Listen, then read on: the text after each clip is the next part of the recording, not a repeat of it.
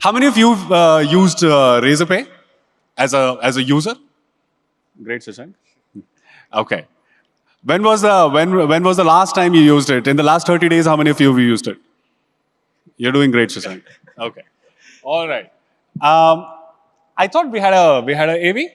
Do we? Okay. So for those who have not come across It's Friday Razorpay, afternoon. there is a small You're signing AV an that we're office playing. check, and you realize it's been exactly 5 years since you quit to start your own company.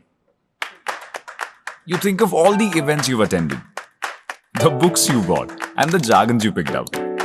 You think of your first office तुम्हारा pant press हो गया कर रहे हो यार call पे and the people who wondered if you really have one.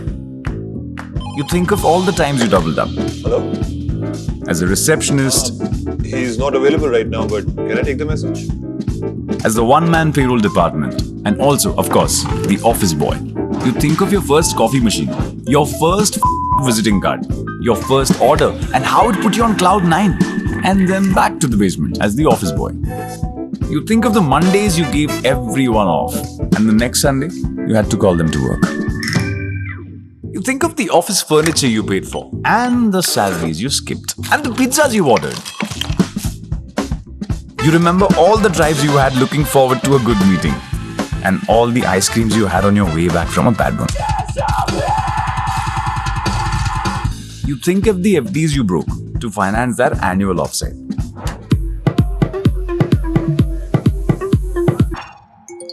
You think of all those pitches you made to investors who promised funding and then pulled out just before your launch. To friends who told you you're the next big thing and then refused to take your calls. To parents who sounded worried even as they tried to give you courage. And to that promising coder from college who quit after just 1 month to join a bigger firm. You think of that one night when you reached the verge of shutting it all down. You think of how far you've come since that night.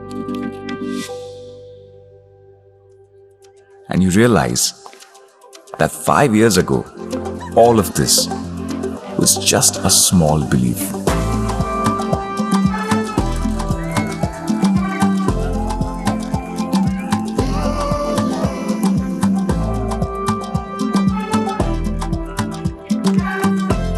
Those who believe will never walk alone.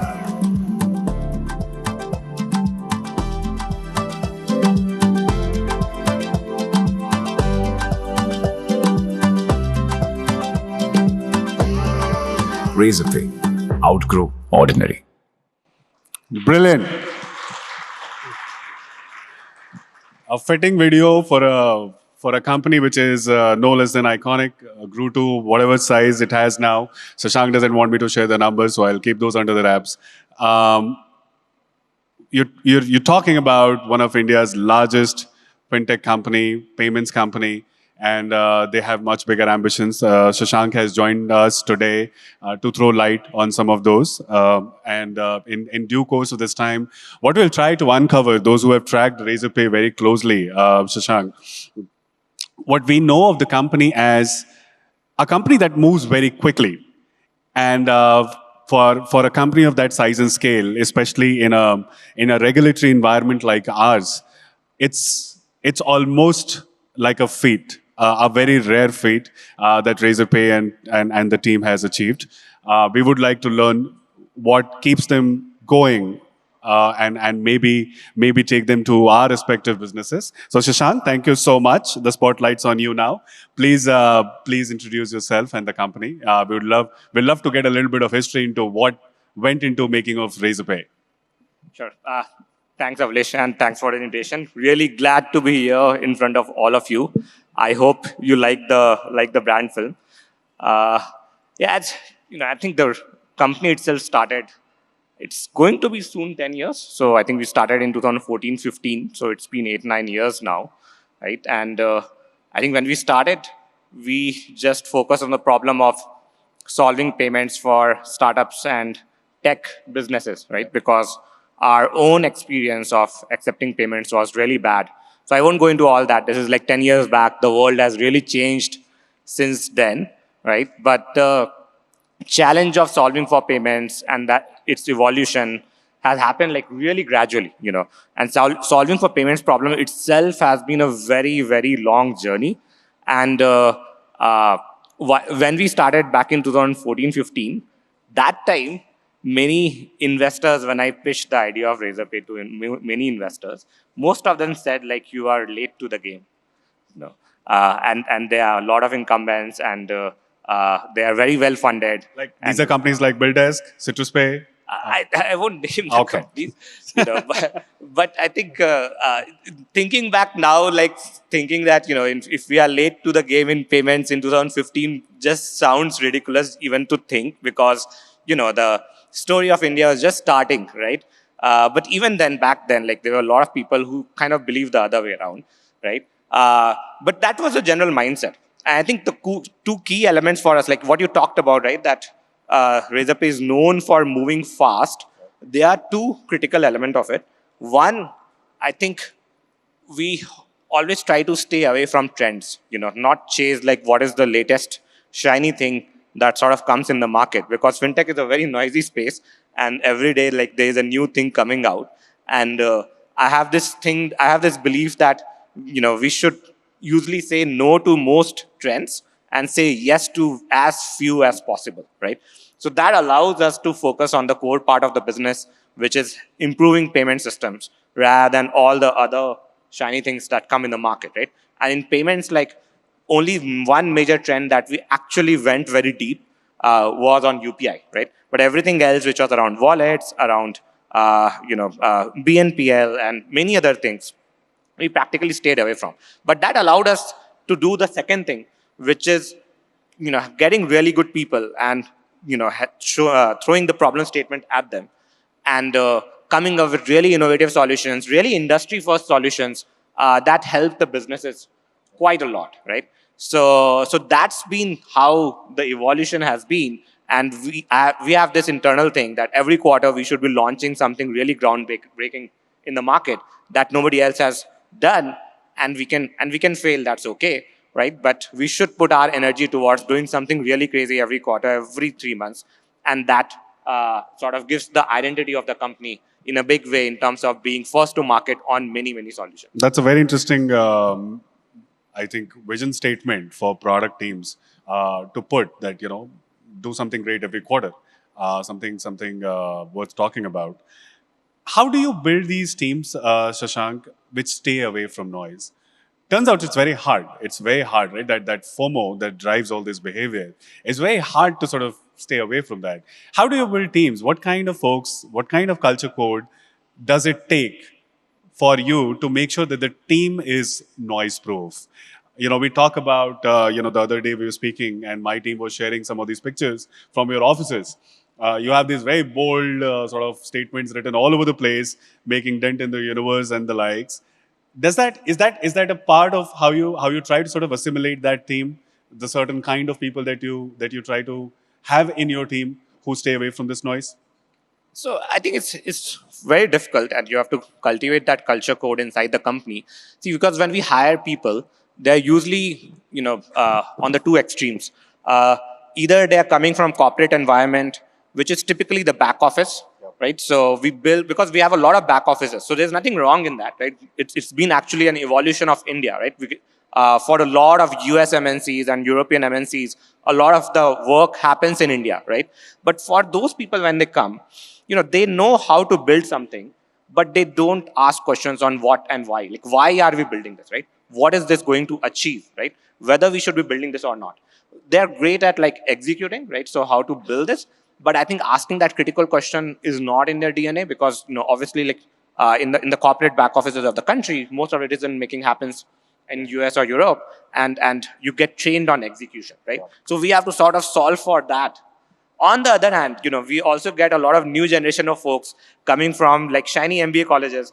Nothing against MBA, but they come with a very positive story about India, and India's story is really positive, right? But you can't have like $1 billion of market in sort of everything that is going to happen, right? We have to critically ask, like, okay, what is the right for us to do this? Like, what is the value add that we are going to do? Because if someone comes out and says, hey, we should be doing this because everyone else is doing this, right? It's going to be big, it's going to be huge. I think it usually doesn't cut it internally, right? Like, because we always want to answer that what is the unique position advantage that Razorpay brings to the table, right? And the second thing is like, how does it really add value to our customers beyond what the hype cycle is, right? How does it long-term sit? Because internally we have this thing that we don't just build products for next 1 or 2 years. We build it for the next decade, which is a very counterintuitive thing, because for most startups, they would like to experiment and ship out stuff really fast. While on the other hand, we have this thinking internally that we are building out things for the long term. So when we build out something, we push out something, it needs to be really quality. It needs to be really upping the bar in terms of execution and what the customers experience, right? But at the same time, being bold, being out there. So I think, somewhere we balance between these two things, right? Getting people, giving them the ability to make bold decisions, giving them the ability to ship things really fast, but at the same time maintaining the quality bar. And I'm a big fan of like decentralized execution. So we have many small teams within the company that function completely on their own. We just define the goals, like what they should be chasing. Like they can be chasing the best experience on UPI, or the best refund experience, or building like a world-class payroll product. And we just hold them to the quality bar and to the goal that is there. But what to build, how fast to build it, right? All of that is something completely done by the people in the company without any interference. So at max, at any point of time, me or the leadership of the company are probably paying close attention, as in the hands-on attention, to maybe 10-15% of the projects. The majority, 80% of the projects in the company happen without leadership supervision, and it's being done by people who are very close to the ground, who are very close to the customers. But it allows us, the culture of the company allows us to, make them take a lot of risk, but all at the service of the goal. Because if the goal doesn't, it's something that you're not building towards and solving for, then whatever you're executing is not going to make sense. And that shows up in 3 months, 6 months, or 9 months of execution, and the customers respond to that. Fair point. So what I'm gathering is saying a lot of no's and a few yeses, and overcommitting yourself and the company to those yeses, right? And overachieving on those. Right? That turns out to be the mantra. How do you achieve speed in that setup when a lot of no's are coming around? How do you keep these teams to execute at the speed at which they do, Shashank? It's the system that we have internally, right, is simply like this. Like, we'll have one team at each of the tables, exactly like that, right? And they're just focused very core on one problem statement and trying to do the job there. And my job as a founder is to ensure that we have the best people sitting on each of these tables who are fit for the job, who are doing, who are very committed to that mission statement. It's not just a question of building a tech system or writing a product spec, but actually working backwards from the customer and seeing how fast we can solve that problem. At least one good thing in a B2B environment is that the voice of the customer is sort of omnipresent. Right. If you can go to 10 customers and you'll very quickly realize what their asks are. You still have to take a very good decision on whether this makes sense to build. There is a large market around it or not, whether it's a large problem or not. And we have a lot of debates internally whether this kind of problem is large in a way that it works for India, it works for the country, and not just limited to like the startups sitting in one city in Bangalore or in Mumbai, right? Or limited to like a Koramangala, Indranagar locality, because that's the most noisy locality in some sense. It's a very high output locality as well. The Koramangala TAM problem, right? Exactly, yeah. So that's the judgment call that, the product managers, the engineers, the marketers need to have that collaborative decision making, right? And have very quick turnaround speed on experimentation around that. But that decentralized execution is what gives us a crazy speed, because some of these experiments really hit out of the park in terms of the expectations that we have. So we don't have like 3 or 4 tracks running in the company. At any point of time, we probably have like 30, 40 tracks running, but these are very small experiments, and some of them, outperform their expectations by a significant margin, and we sort of double down on that. But that allows us to launch many things, in a year. Very interesting way you set up. Okay. So we've all known Razorpay as a payments company, Shashank. Is there more to it? There are things that we don't know. What else is the company up to? I think payments has been something that we've been solving for last 9-10 years. And I think our job is still not complete. Even within payments, there's so many niche that keep emerging over time.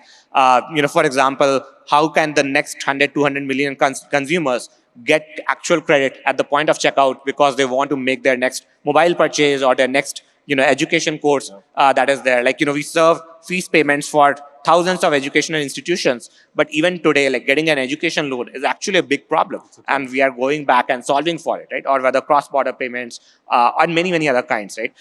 At the same time, I think one vision that we are really getting behind on for next 5 years is saying that, look, this startup revolution has really worked. So there are a lot of funded companies which have built digital commerce over the internet. And obviously, like the likes of Flipkart and Amazon and Nykaa and Big Basket and everyone has done a great, great job, right? But I think of these large brands as the large big box retail.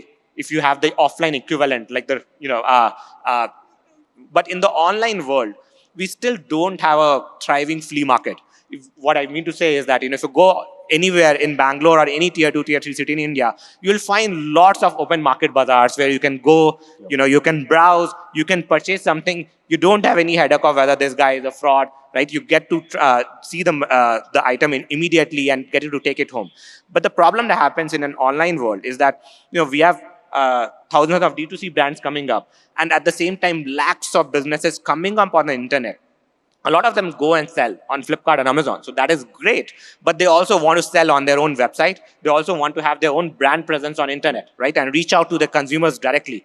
But that's where the problem happens, because today the barrier to trust is very high. So as a consumer, if I go on any third-party website, I don't know if this guy is real or this is just a front, right? I don't know what is the quality of the product, how much time it will take for them to deliver. Whether, because today we are used to the delivery speed of 2-3 days with Amazon Prime and many other such things. But a third party website might even deliver it over 10-14 days, and the infrastructure is still catching up, right? So we are anchoring this, like, how can we build a digital bazaar on internet, which is sort of like a federated marketplace, right? Because if we are able to build that thriving ecosystem, then I think it increases the reach of every entrepreneur many-fold, right? And they can have direct relationship with the consumers. So we want to solve the problems of trust. We want to solve the problem of of frauds. We want to solve the problem of personalization. How we can figure out these SME entrepreneurs can give incentives or the equivalent of deep discounting, but without shelling out their own money, right? Figure out how we can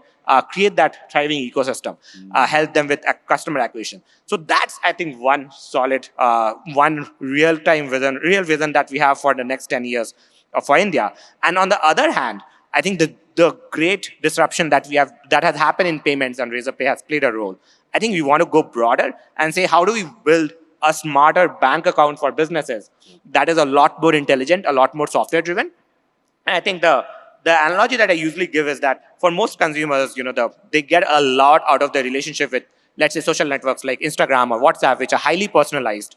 But from their own banking system today, it's still very simplistic in some sense. You mostly store money and initiate transactions, but there is no intelligence behind it. And for most businesses, you can actually derive a lot more analytics, a lot more insights, a lot more. So think something like, what a large enterprise like a Reliance or a Tata may have. And they have hundreds of people on the finance team to give that insights. But how can a entrepreneur or a founder get that same level of insights, but which 1% of the cost, right? So I think we think like there's a lot of data that are sitting in the banking system that is really useful.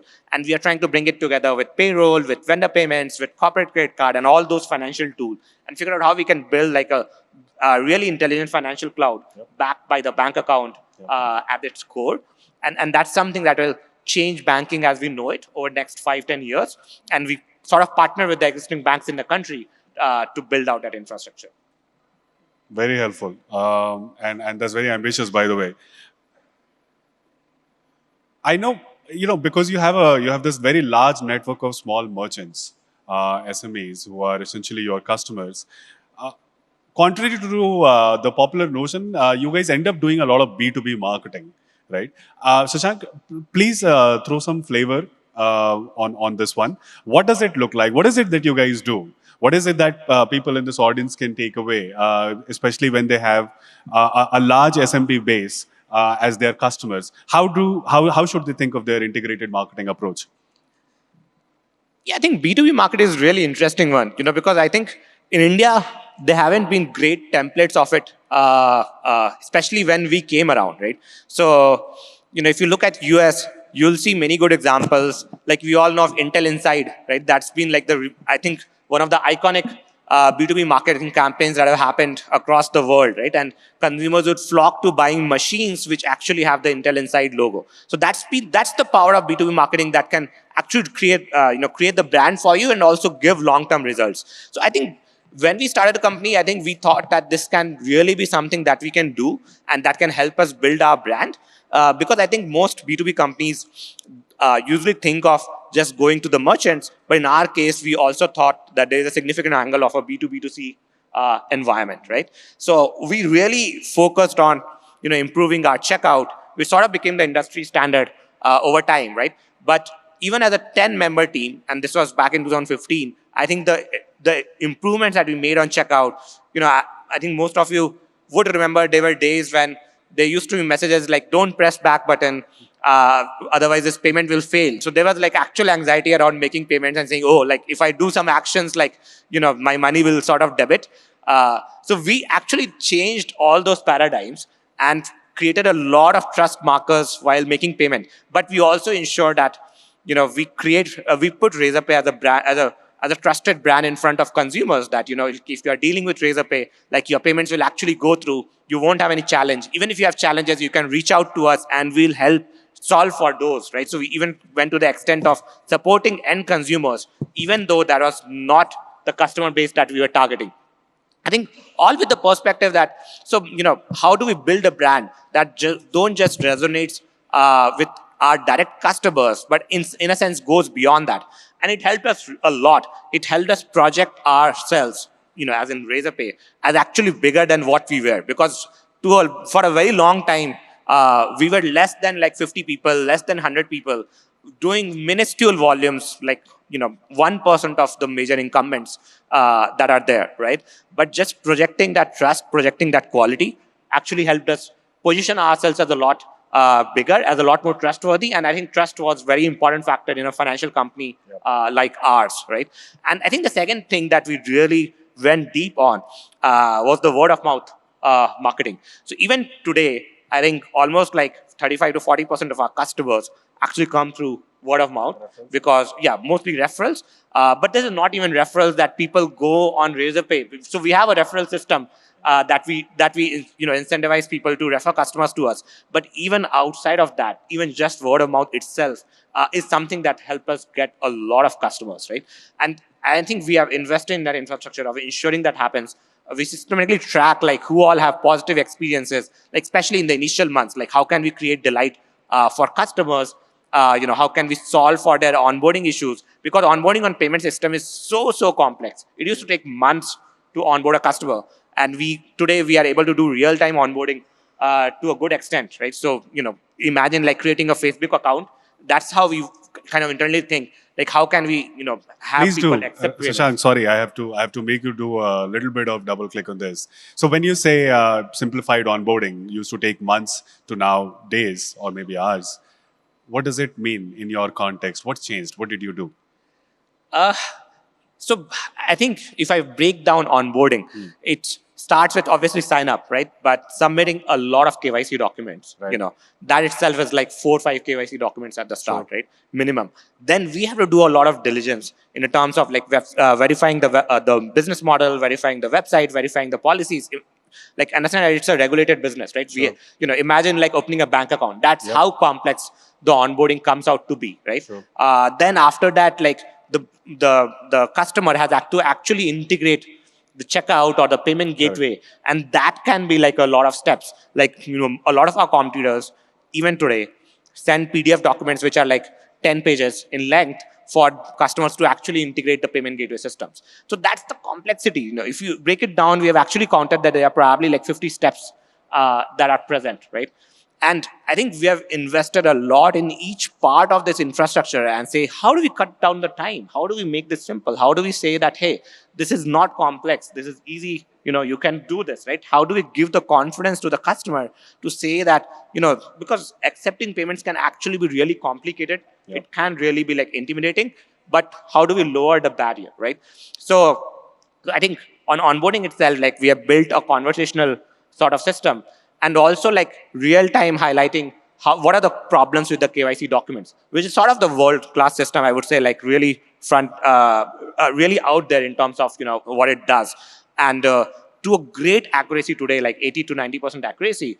We don't have human touch points in the system. your onboarding? In our onboarding end to end. Wonderful. And that's a lot of places where we used to have human touch points even back in 2015. But over time, we have been able to cut that down from the point of like, verifying the website, verifying the policies, verifying the business model, automatically flagging, issues, right? And going back to the customer in real time to get those clarifications. And none of this has been easy, by the way, because we set the standard so high. A lot of customers come back and actually, complain that, hey, it's still taking a lot of time, But I think it's good to have customers who are dissatisfied and who expect better from you, because it pushes the team internally to do better, right? So I think we have this internal metric, like how many touch points we can automate, how much we can reduce human touch points, also how we can improve conversion at every step. So we have like a very detailed, conversion measurement at every step, and saying, can we do some experimentation so that this, like just uploading a KYC doc. And see, I think, we have had this situation internally where we are asking for the PAN document of the business, and the consumers will upload their personal PAN document. Right. This is like a very common thing. So there are a lot of people who would say internally, the consumers don't really understand. Like they should understand what the system is asking. They should upload, right? But that mindset really is a failure mindset. I actually go back and say, like, the consumer is not able to understand because the product is really shitty. As simple as that. You can't just say, hey, like, enter your business PAN and just leave it at that and assume, and just expect the consumers to understand that, because they have not done this thing, right? Nobody goes and uploads their PAN document 10 times for their business every day, that they should be able to easily understand that, right? You hear PAN, you by default think, oh, it must be my personal PAN, I have it handy, let me just upload that, right? So how can we give that real-time feedback? The moment you upload, how can we very clearly state that error message? All of those things help improve that conversion, and we have to keep working on it to say, like, how can we simplify the system as much as possible that is there. So that's a lot of hard work. That's a lot of hard work. I can tell you how much.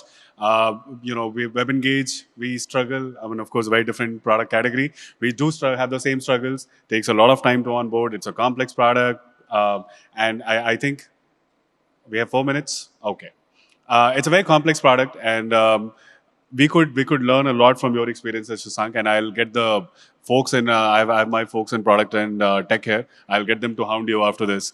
But we could learn a lot, and I think having that anal obsession on the fact that the customer is not making a mistake, your product is not guiding them in the right path. If you internalize this enough, I think then every problem becomes simple. And it's a very tough thing to do in product and tech. I totally hear what you're saying, and I think that's a very, very interesting moat you've built. And now I know why you guys are able to move at that pace that you do. Okay, we are short on time, so I'm going to quickly close this with one last question. And before I do some rapid fires with you, Shashank, because this whole event is all about retention and retention marketing, first of all, I would like to understand, what does user retention in a Razorpay context mean? It's a payments company, right? So it's not something that comes very intuitively, not to me. What does user retention for Razorpay mean? And what do you do within the company and the product to sort of orchestrate very high quality user retention, and how do you measure you're doing great? Yeah, I think retention has been an interesting problem, because for us, right, because we serve so many SME businesses, right? So their own business goes up and down. That's what we see. So by design, we are going to have a lot of churn, okay? Because that's the spirit of entrepreneurship, that you do build something, you sell it online, you test out the product, and sometimes it works, sometimes it doesn't work, right? So I think we try to classify churn into like, really clearly two categories, right? What is controllable and what is not controllable. And the not controllable part is fine. We actually try to go and help businesses to, in that part. Like if their business is not doing well, like how can we like a partner in terms of whatever support they need rather than pushing product in some sense, right? But on the other hand, like the controllable churn, I think the major investment that we have done is really like educating customers on how best to use product, right? In terms of like, because there are a lot of product capabilities, but the customers may not, themselves be realizing like how best to leverage that, right? So a lot of guides, a lot of webinars in some sense, a lot of hand-holding, a lot of documentation. I think that's been one part. I think second has been more from a product perspective, which is to say like, what is the actual use case for the business? Because sometimes it's not just a case of that, they are coming for the payment gateway, but they might not need a payment gateway. So it's a bit counterintuitive. A lot of people want to come accept online payments, and by default they think, you know what, I need to integrate a payment gateway. But many times that's not the right product for them. Many times they just need to send a payment link. Many times they just need to create a web presence for themselves that they can easily sell, that they can easily send on WhatsApp or other social media, right? Very interesting. So that part, like how do we be part of the customer journey and build the right product for the right audience and help them also navigate towards it, has been really helpful. So, just last couple of weeks ago, we launched this product with WhatsApp. So now, businesses can accept payments directly, natively on WhatsApp. And that's actually the right product for many, many businesses. Because I think we are collaborating with some of the metros that are there, right? So you can just say hi to the metro on some number, and you can purchase a ticket there, which I think is really intuitive. Like you don't want to purchase for purchasing a metro ticket, you don't want to download another app, right? And go through the whole journey. I think WhatsApp is amazing. It works even with extremely low network speeds. However, they have done that engineering. And all you want to say is, you know what, I want to purchase a metro ticket for the day or a day, a day pass or a month pass, whatever, right? And you don't need all the fancy infrastructure around it. So I think that, having the right product touch point at the right point for the customers as well as for the business, I think that build out over the years has been really helpful to sort of enable retention. Very interesting take, very hot take. Okay, some quick rapid fire questions and then we can take a question or two from the audience. What's your favorite book, Shashank? Shoe Dog by Phil Knight. It's a book on entrepreneurship. It really goes deep into the psyche of... So Phil Knight is a Nike founder, and he talks about his story of Nike back in like 70s, 80s when the brand actually got built. And Nike is a huge behemoth today. So I couldn't imagine like how that startup journey looks like. But I found it like really inspiring, really gritty. Yeah. Your favorite holiday destination, Shashank? I think it keeps changing every year. Like every destination I go to, I really love like, that, right? One more mountain I like. Okay, fair enough. What's your favorite cuisine? What do you like eating? Regular, not Indian cuisine. I like cuisines from all over the world, but the comfort food is at home. We have kadhi chawal on the menu today. What keeps you busy outside of work, Shashank? I read a lot. I've started running a lot. So, I've been last like 1.5 years, been running like 5K, 10K, and want to continue my health, journey on the health side. And that's something that I think everyone should invest their time in. One Indian entrepreneur you look up to? Ratan Tata. And the whole Tata group. I think they are really inspiring. Absolutely. In the way they conduct them. Thank you so much, Shashank. And this was a wonderful chat. We can take a question. Okay, let's just take one. Anyway, yeah, sorry. Somebody's raising a hand there. Can you? Okay, that's fine. Somebody's raising a hand. Can you please? Yeah.